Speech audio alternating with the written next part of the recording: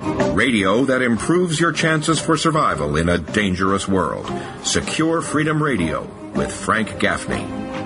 We're back for segment 4 with our duty cleanup batter with the boots on the ground perspective. He is, of course, Jim Henson of Black5.net, also one of the featured contributors to Big Piece of the areas where you're seeing these defense budget cuts brooded about in terms of modernization, in terms of research and development, in terms of maintenance, in terms of support for the troops. What is of greatest concern to you, Jim, particularly taking that larger perspective?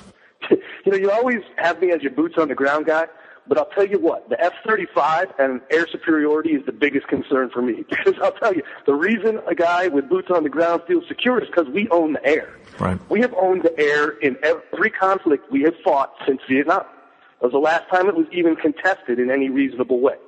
So if we're going to go ahead and take that and throw that out the window as a guarantee, then I think we have done a huge disservice to our ability to be an expeditionary army, to be a force projection, and to threaten people into not causing problems. So I think it's a question of let's make sure we own the one, and that's control of the air over our battles.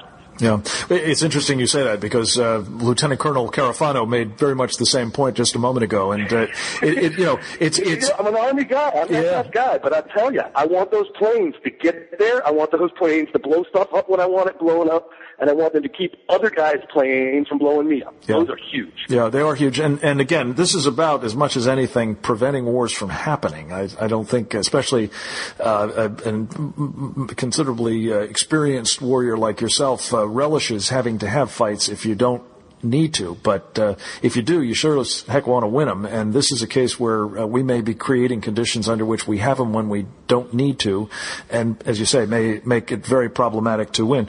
Welcome back. We are joined by one of our most distinguished colleagues and great friends, James Carafano. He is a senior figure at the Heritage Foundation, where he is the deputy director of the Catherine and Shelby Cullum Davis Institute for International Studies, the think tank within a think tank that works in very important ways on national security. And Jim, it's always great to have you with us, especially approximately the 50th anniversary of Dwight Eisenhower's farewell address to the nation, in which he warned against the dangers of a military-industrial complex. And I want to get your take on that. And then you start to look at areas where traditional military power, air power, look, the Chinese keeps going on the direction they are.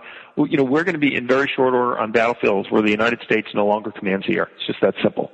So that is in peril. You look at the Chinese development. Jim, as a former ground pounder, what does that mean for the folks on the ground if we no longer have air superiority above them? Well, we don't know, because it's never happened since World War II. We've never fought a battle for the last 60 years where we didn't control the skies. But we did experience it during World War II on a couple of occasions, and it was not pretty, as I recall. Yeah, like the Philippines, yeah. and Pearl Harbor, places like that. Yeah, exactly. It doesn't work out so well.